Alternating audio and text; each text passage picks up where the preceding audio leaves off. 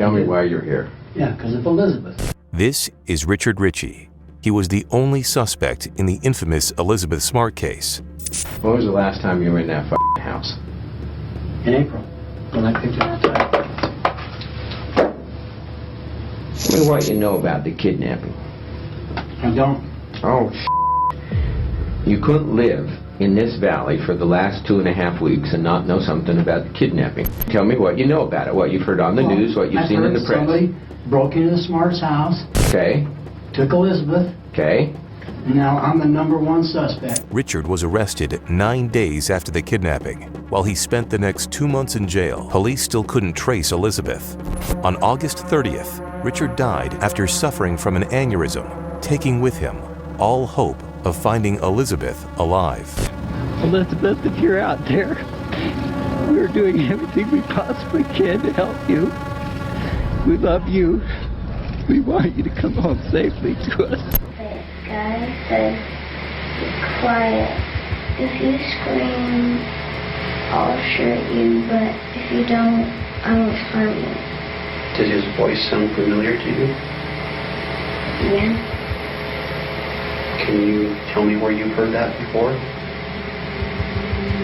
No, I can't remember. 4 months after this interview, Mary Catherine, Smart's younger sister, came forward with crucial information that would change the investigation. She remembered whose voice she heard. Tragically, Richard Ritchie was actually innocent. Okay, you said you met him on the street. Do you know what street that was? The downtown is in that area. You know where a lot of homeless people go. Uh-huh. And when was the next time that you saw this man? Oh, he came up to our house. We came in the front door, and I know he saw me or we was going to our room.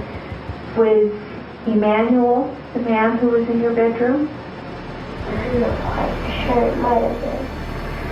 You're not quite sure, but it might have been. It took another 5 months before they found Elizabeth, and when they did, they were shocked. What I saw there was a girl who was not the same Elizabeth that left. The details of her kidnapping ordeal were so awful that for 10 years, Elizabeth Smart has fought to keep them private. June 4th, 2002, around 2 a.m., Elizabeth woke abruptly. I had heard the words, "I have a knife at your neck. Don't make a sound. Get up and come with me." I had felt the knife line across my neck. I could feel its edge.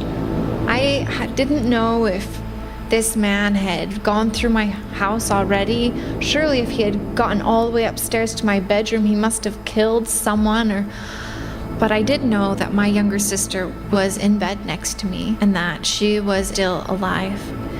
And I didn't want to even begin to imagine what would happen to her if I didn't go with this man. So I immediately got up and I did exactly everything that he said.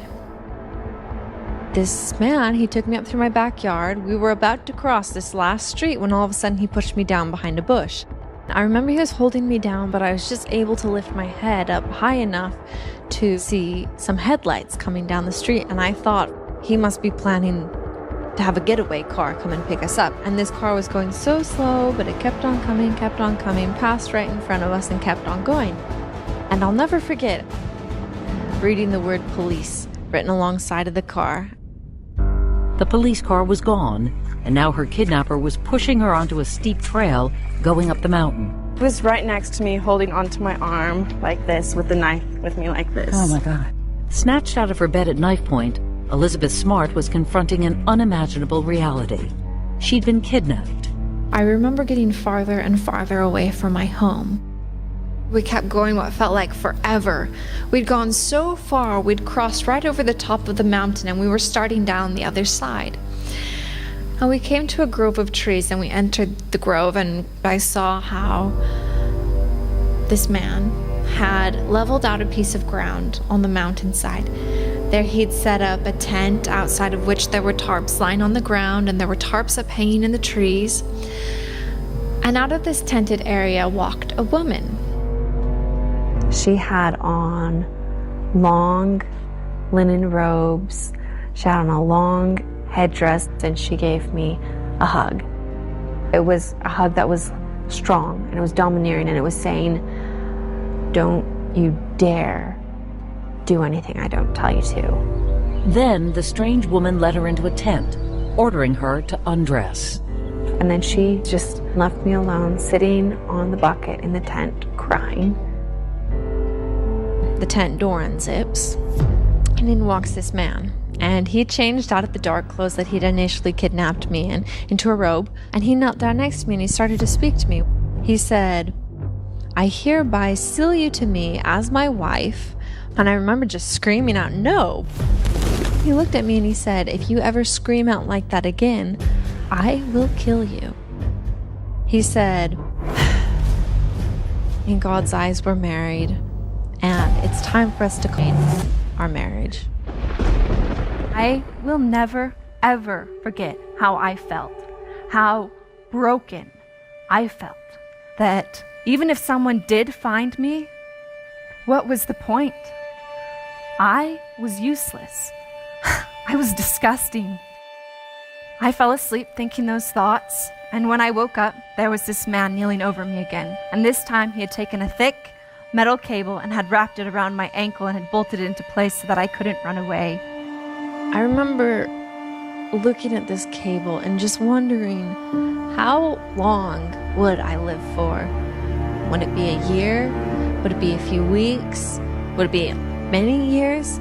What if it was so long that I forgot who I was? And that thought really, really scared me. So I started to think of everyone and everything that was important to me. And at the very top of that list, my mom. She was the one person who, more than anything, I didn't want to forget. I didn't want to forget anything about her. The way she looked, the way she sounded, the way she smelled, the way that I felt when she'd hold me.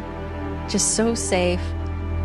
And as I sat there trying to just absolutely engrave each of these memories on my brain, I had one very specific memory come to mind. My mom said, "Elizabeth, you know, I love you.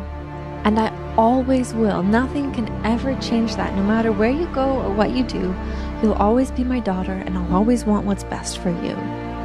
And as I sat on this mountainside, I realized that she was right. I realized that it didn't matter. All of these things that had happened to me, as terrible as they were, it wouldn't make a difference to her. We would still be a family, and even if I died and never saw them again, they would still be my family, and they would still love me. And when I realized that, I knew that I had something worth surviving for. I made the decision that I wasn't going to let these two captors win.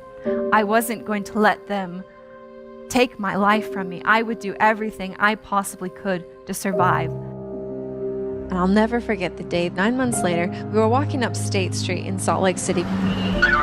Yes, could you tell me, is this like how, if I think I see that Emmanuel they're looking for? And all of a sudden, there were police cars pulling up around us, and these police officers were jumping out of the car. And this was not the first time that we'd been approached by police officers. When I got out of my car, I asked them what their names were. They gave me Peter Marshall, Juliet Marshall, and Augustine Marshall.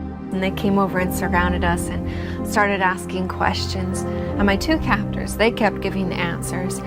This girl standing off to the side really stood out to me because she had this disguise on. It just didn't fit.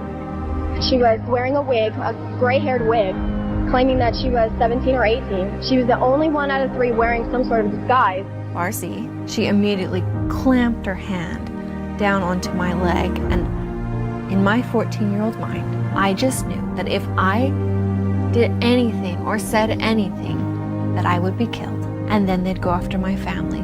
She then said something like, "I think you know who I think I am, but I'm not that person." And the officer started asking me questions, and there had been a whole backstory prepared by my two captors that they told me I should say if I was ever questioned. And so I started giving those answers because they were standing right next to me. So at one point I could see her t-shirt actually moving. Her heart was pounding very fast in her chest. Her eyes welled up with tears. You could tell she wanted just to physically say it. And then one of the officers, he said to his other officer, she's just too scared. We need to separate her from them. She can't answer with them right there. And then finally, one of the officers said, well, if you're Elizabeth Smart, your family misses you so much, and they love you so much, and they have never given up hope on you the entire 9 months you're gone. Don't you want to go back home to your family? And it was just at that point that I felt like, well, no matter what the consequences are, I don't care. I want to go home. The detective said, Ed, I want you to stop everything right now and come directly down to the Sandy Police Department. I got down to the Sandy Police, and an officer said, oh, Mr. Smart, come this way. And I went down this hallway and turned to the right, and I stood there.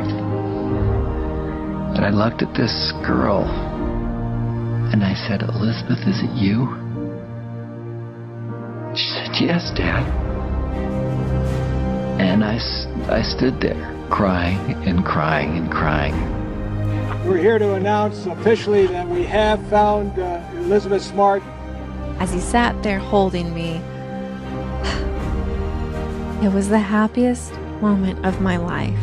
And I just knew that whatever lay in front of me, whatever might happen, it was going to be okay, because no matter what, my dad was going to be there. I knew it was going to be okay. She's sharing her story to help other victims of abuse, hoping that even with all its terrible details, it will help them move on, just like she has. I want to reach out to those survivors and those victims. I want them to know that these things do happen, but that it doesn't mean that you have to be defined by it for the rest of your life. You can move forward and you can be happy. I think it's first important to note that everyone is different. For me, I had what I would consider a lot of different kinds of therapy. I'm grateful that I can make a difference. I'm grateful that I can speak out. I know that when we are faced with trials, we have a choice. We can give in and surrender, or we can fight and we can move forward. It's not what happens to us that defines who we are, it's what we decide to do. It's our choices that define who we are. Don't give up. Don't surrender. Move forward, because you never know what you'll be able to do with it. You'll never know the lives you'll be able to touch.